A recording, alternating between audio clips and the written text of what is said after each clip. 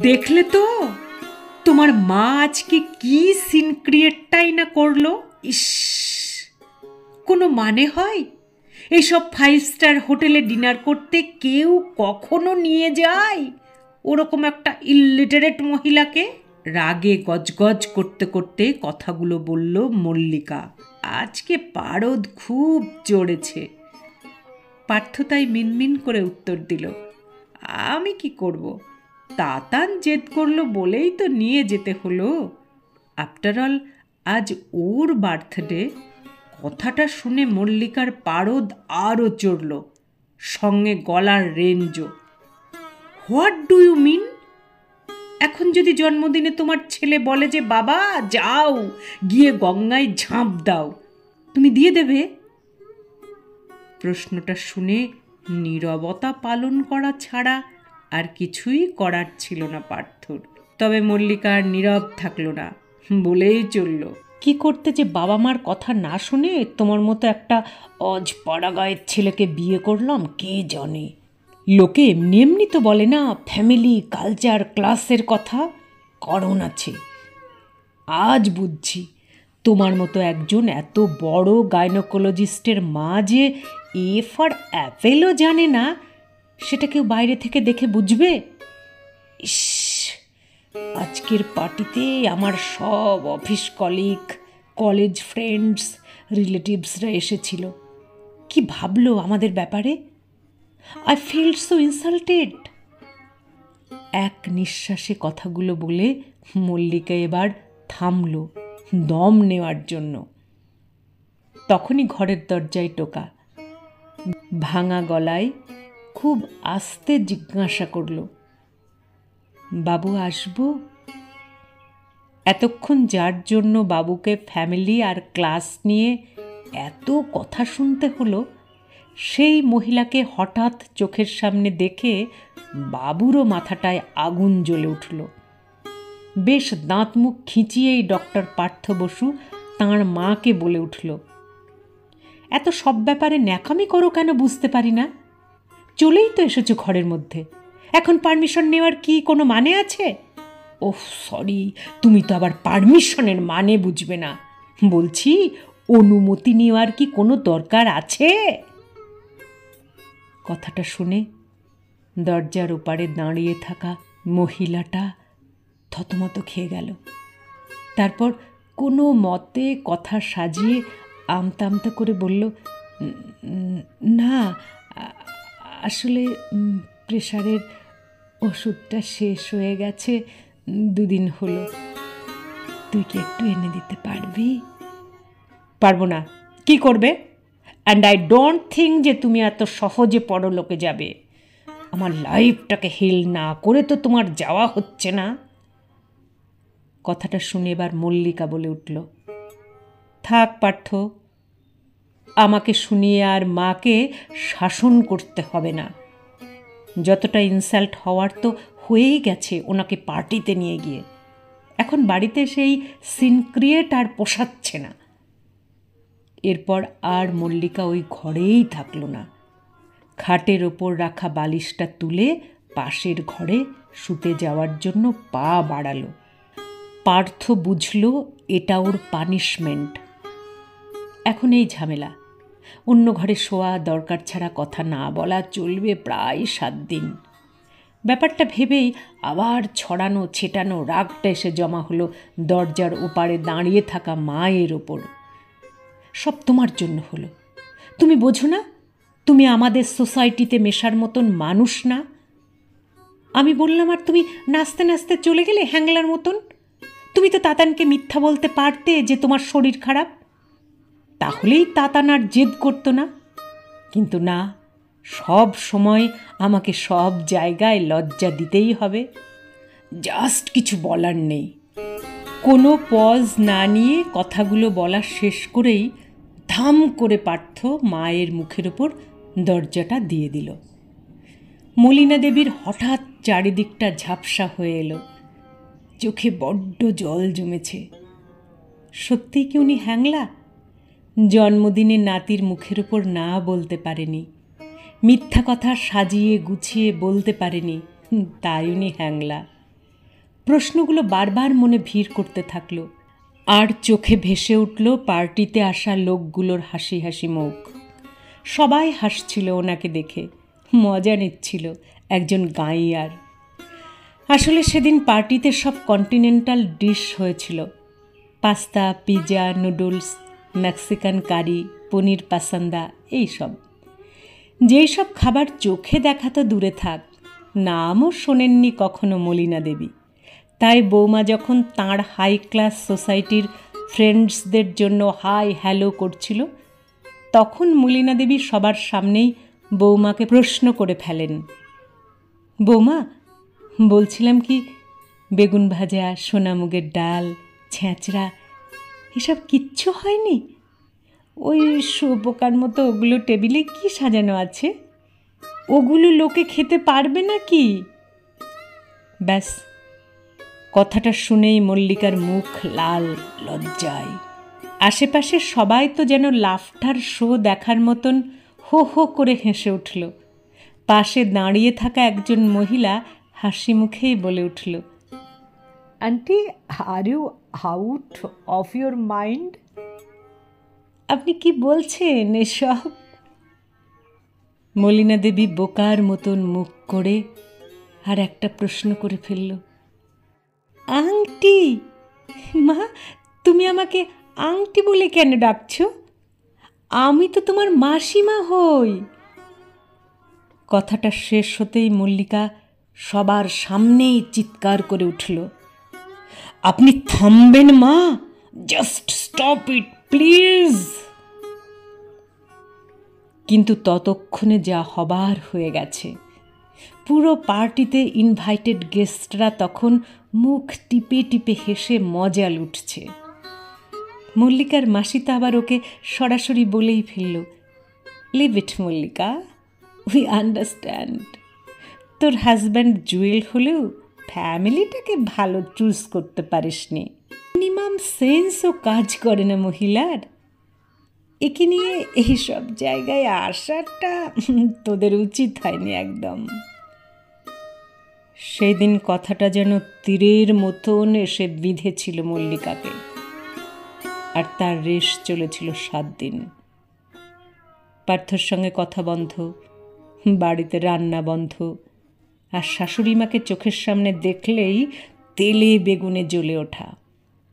শেষের উপসর্গটা এই 7 দিন পার্থরও হয়েছে। মা এই কদিন যতবারই কথা বলতে এসেছে, পার্থ মুখ ঝামটা ছাড়া আর কিছুই ফিরিয়ে দিতে পারেনি। এ যেমন সেদিনই বাড়ির কাজের লোক আসেনি, মল্লিকার আগের ঠেলায় সকাল সকালই অফিসে বেরিয়ে গেছে, লাঞ্চ করবে ক্যান্টিনে। কিন্তু পার্থ তো কখনো না খেয়ে বেরোয় না, তাই মলিনা দেবী নিজেই চলে গিয়েছিল রান্নাঘরে। হাতে তেল মেখে এঁচোড় কেটেছিল। ছোটবেলায় ছেলেটার এঁচোড়ের ডালনা খুব পছন্দ ছিল। যখনই রান্না করত ওকে এসে জড়িয়ে ধরত খুশিতে। এইসব ভেবেই ডাইনিং টেবিলে পার্থর জন্য এঁচোড়ের ডালনা সাজিয়েছিল বাটিতে। কিন্তু আজকের দিনটা একটু আলাদা হলো। পার্থ এলো, নির্বিকার মুখে খেলো, তারপর হাত ধুয়ে উঠে গেল। মলিনা দেবী কিছুই বুঝতে পারল না। তাহলে কি রান্নাটা খারাপ হয়েছে? নুন ঝাল ঠিক আছে তো? এই সব ভাবনার ভিড়েই আনমনে প্রশ্নটা করে ফেলল, এঁচোড়ের ডালনাটা ঠিক ছিল রে? পার্থ কথাটা শুনে ভ্রুটা কুঁচকে বলল, মানে ভুল থাকবে কেন? মলিনা দেবী থতমত মুখে বলল, না আসলে তুই তো কিছু বললি না, তাই। পার্থ তখন বেশ ঝাঁঝিয়ে উত্তর দিল, কাজগুলো করো কি নাম কেনার জন্য? কি ভাবলে এইসব রান্না করে খাওয়ালেই সেই দিনের ইনসাল্টটা ভুলে যাব? তোমার জন্য মল্লিকার সঙ্গে আমার সম্পর্কটাতে এত ঝামেলা, 7 দিন ধরে আমরা কথা বলছি না, সেই সব এই এঁচোড়ের ডালনা খেয়ে ভুলে যাব? মলিনা দেবী এই সবের পর কি বলবে বুঝতে পারছিল না। সত্যি এরপর কিছু বলার থাকে না। শুধু চোখ দুটো আবার ঝাপসা হয়ে যাচ্ছে জলে। অনেক চেষ্টা করেও চোখ দুটোকে রুক্ষ শুষ্ক রাখতে পারছে না। সেটা দেখে পার্থ গলার রেঞ্জটা আরও বাড়িয়ে বলল, মা প্লিজ এই মেলোড্রামাটা বন্ধ করো, এসব ন্যাকামি আমার সহ্য হচ্ছে না। না, মলিনা দেবী এই কথাটারও কোনো উত্তর দেয়নি, কারণ সামনে যে দাঁড়িয়ে এইসব কথা বলছে তাকে উনি চেনেন না। এই পার্থ একদম অচেনা। ওনার নিজের ছেলে আজ অনেক দূরের লোক, যাকে দূর থেকে দেখা যায়, কিন্তু সে ধরা ছোঁয়ার বাইরে। এসবের পর 7 দিন কেটে গেছে। আজ 21শে ফেব্রুয়ারি, ভাষা দিবস। তাতানদের স্কুলে আজ প্রোগ্রাম আছে। বাংলা ভাষা আমাদের বাঙালিদের কাছে কতটা গুরুত্বপূর্ণ সেটা নিয়ে বক্তব্য রাখা হবে। বাচ্চা বাচ্চা ছেলেমেয়েদের কাছে বাংলা ভাষা কি সেটা নিয়ে একটা আলোচনাও হবে। আর কিছু স্টুডেন্টস স্পিচ দেবে মাতৃভাষা সম্পর্কে। তার মধ্যে তাতানও একজন। ক্লাসে ফার্স্ট হয় বলে স্কুল ওর নামটা সবার আগে সিলেক্ট করেছে। এখন ওর ক্লাস 8, কিন্তু ওর রেজাল্ট দেখে সবাই বুঝে গেছে এই ছেলে ভবিষ্যতে ডাক্তারই হবে বাবার মতন। এত সেন্স অফ হিউমার, নলেজ এই বয়সে অনেকের মধ্যেই দেখা যায় না। গাড়িতে বসে বসে মল্লিকা এইসব কথাই ভাবছিল, আর মুখটা গর্বের হাসিতে ভরে উঠছিল মাঝে মাঝে। ফাংশনটা দুপুর 12টা থেকে শুরু। ওরা তাই একটু আগে আগেই বেরিয়েছে। তাতান এত এত লোকের সামনে স্পিচ দেবে আজ। মল্লিকা তাই ভাষা দিবসের ইতিহাস কাল রাত 2টো অবধি জেগে জেগে ছেলেকে মুখস্থ করিয়েছে। পার্থ আজ বেশ এক্সাইটেড। নিজের সব কাজ ফেলে আজ ও এসেছে স্কুলে। ছেলের স্পিচ ভিডিও রেকর্ডিং করবে, তারপর কলিগসদের শোনাবে। এইসব ভাবনার ভিড়েই ওদের গাড়িটা স্কুলের সামনে এসে থামল। অডিটোরিয়ামের ফার্স্ট রোতেই ওদের সিটটা রিজার্ভ করা ছিল। পৌঁছানোর 15 মিনিটের মধ্যেই অনুষ্ঠান শুরু হলো। রবীন্দ্রসঙ্গীত গেয়ে উদ্বোধনী অনুষ্ঠানের পরই তাতানের স্পিচ। পার্থ সঙ্গে সঙ্গে মোবাইলের ভিডিও ক্যামেরা অন করে রেডি। লোকের ভিড়ে ঠাসা অডিটোরিয়ামটা স্টেজে যখন ছেলেকে উঠতে দেখল, তখন আপনা আপনি ওর মুখে একটা হাসি চলে এলো। কি স্পিচ দেবে তাতান? ভাষা দিবস নিয়ে ও কি বলবে? এক রাশ ভাবনা এসে ভিড় করল পার্থর মনে। আর তখনই তাতান বলতে শুরু করল, আজ 21শে ফেব্রুয়ারি, আজ ভাষা দিবস। 1952 সালে আজকের দিনেই বাংলা ভাষা বলার জন্য কিছু মহান প্রাণ আন্দোলন করে পুলিশের গুলি বুকে নিয়ে শহীদ হয়েছিল। এই ইতিহাসটা আমাকে মা বলেছে, কিন্তু আজ আমি ইতিহাস না, বর্তমানের কথা বলবো। ইতিহাস তো বইয়ের পাতায় গুগল সার্চ করলেই পাওয়া যায়, কিন্তু বর্তমানে বাংলা ভাষা আমাদের লাইফে কি, কতটা ইম্পর্ট্যান্ট, সেটা আমি আমার বাড়িতে রোজ দেখি। আমার ঠাকমা ইংলিশ জানে না। কারোর সঙ্গে দেখা হলে হ্যালো, হাউ আর ইউ বলতে পারে না। কন্টিনেন্টাল ডিশের মানে বোঝে না। এমনকি আন্টি ডাকটাও ঠাকমার কাছে অজানা। তার বদলে কাকিমা জেঠিমা শুনেই অভ্যস্ত। আর এসবের জন্যই ছোট থেকে দেখছি আমাদের বাড়িতে আমার ঠাকমাকে নিয়ে সবার খুব লজ্জা। বাবা নিজের ফ্রেন্ড সার্কেলের সঙ্গে ঠাকমার পরিচয় করিয়ে দেয় না কখনো। বাড়িতে কিটিপাটি হলে মা ঠাকমাকে স্ট্রিক্টলি বারণ করে দেয় যেন নিজের ঘর থেকে না বেরোই। ড্রয়িং রুমে ভুল করেও সবার সামনে না আসে। এমনকি আমার বার্থডে পার্টিতেও ঠাকমার এন্ট্রি আমার মা বাবা পছন্দ করে না। ঠাকমাকে নাকি 5 স্টার হোটেলে নিয়ে যাওয়া যায় না। তার জন্য 7 দিন ধরে বাড়িতে ঝামেলা হয়। মা বাবার সঙ্গে কথা বন্ধ করে দেয়। ছোট থেকে আজ অবধি দেখছি মা বাবা ঠাকমাকে যেন সবার থেকে লুকিয়ে রাখতে চায়। গড়গড় করে ইংলিশ বলতে পারে না বলে, এটিকেটস জানে না, লোকের সাথে মিশতে জানে না, মুখ খুললেই ব্লান্ডার করবে, এই রকমই একটা ধারণা সবার। যদিও আমার ঠাকমা দারুণ রান্না করতে পারে, ভীষণ সুন্দর গানের গলা এই বয়সেও, রবীন্দ্রসঙ্গীত খুব সুন্দর গায়, দারুণ ভালো গল্পও বলতে পারে। ছোটবেলায় তো মা বাবা অফিস থেকে অনেক রাত করে ফিরত, তখন ঠাকমাই আমাকে ঘুম পাড়াতো রূপকথার গল্প শুনিয়ে।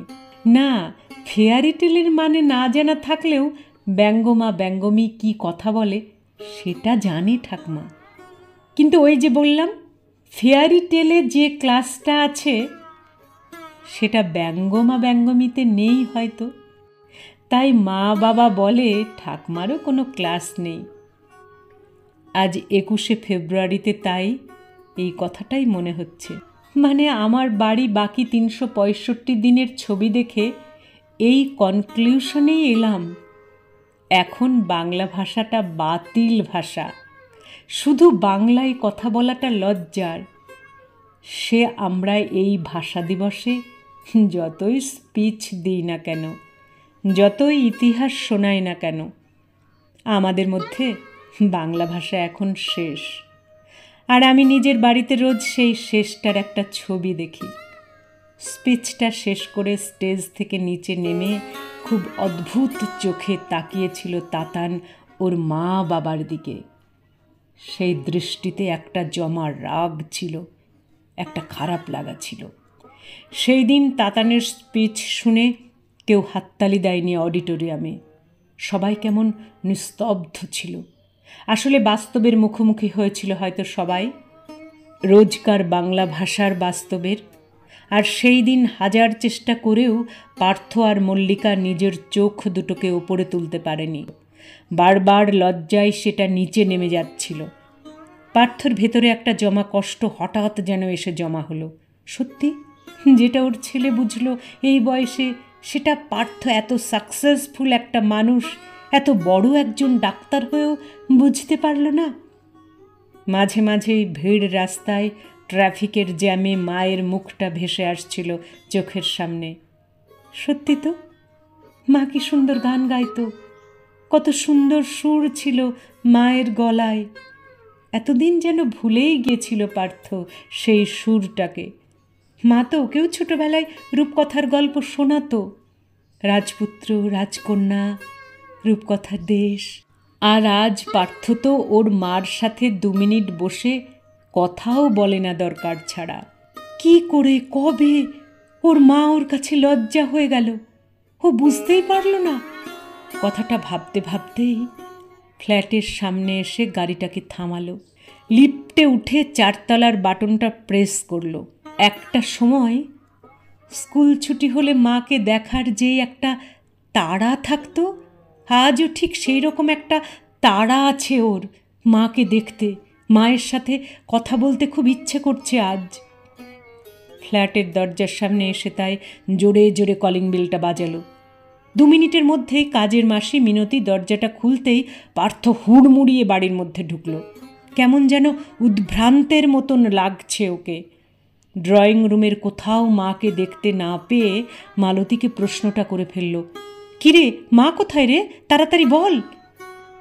মালতী নির্বিকারভাবে উত্তর দিল, কোথায় আবার, নিজের ঘরেই থাকবে। পার্থ আর টাইম ওয়েস্ট না করে দৌড়ে মায়ের ঘরে গিয়ে দরজাটা ধাক্কা মেরে খুলল।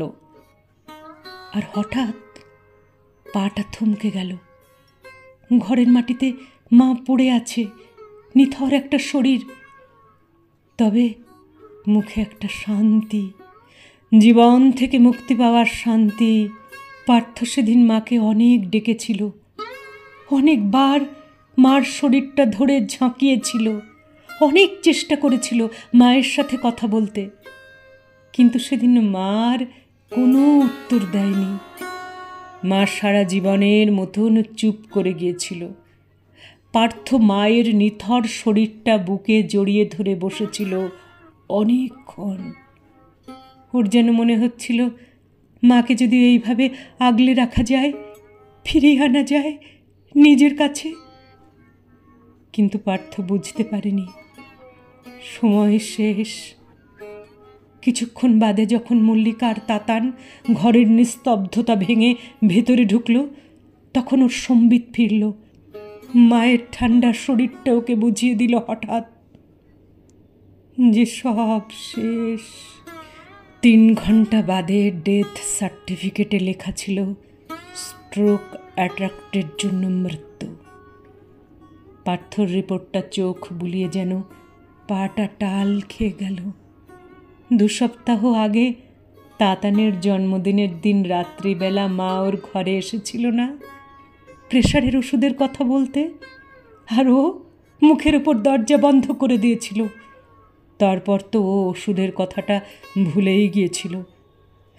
আর বেশ কিছুদিন ধরেই তো মায়ের হাই প্রেশারের প্রবলেমটা চলছিল। তার জন্য স্ট্রোক হলো না তো হঠাৎ? তাহলে কি ওর জন্য ওর মা মারা গেল? সেদিন চুল্লিতে মাকে ঢোকানোর সময় শেষবার মায়ের মুখটা দেখল, আর কানে যেন একটা কথা বেজে উঠল, অ্যান্ড আই ডোন্ট থিঙ্ক যে তুমি এত সহজে পরলোকে যাবে। আমার লাইফটাকে হিল না করে তো তোমার যাওয়া হচ্ছে না। ওর মা যখন সেদিন ওষুধ কেনার কথা বলতে এসেছিল, ও তো মুখ ঝামটা দিয়ে এই উত্তরটাই দিয়েছিল মাকে। আজ যেন চুল্লির আগুনে পুড়ে মা তার প্রত্যুত্তরটা দিয়ে গেল, আর একটা অধ্যায় নিঃশব্দে শেষ হলো।